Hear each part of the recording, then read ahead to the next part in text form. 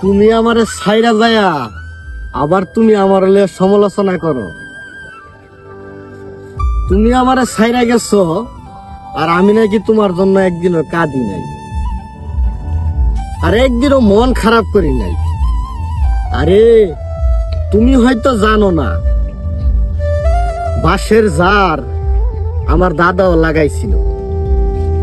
সেই বাঁশের জার অনেক কষ্ট কইরা যত্ন কইরা আমার দাদা অনেক বড় করছিল। আর আমার বাবা সেই জার বিক্রি করে দিছিল। আমার দাদা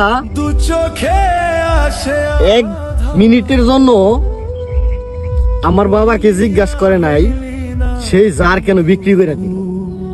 কারণ আমার দাদা জানতো মুতা যখন আছে কেরুল আবার হইবে।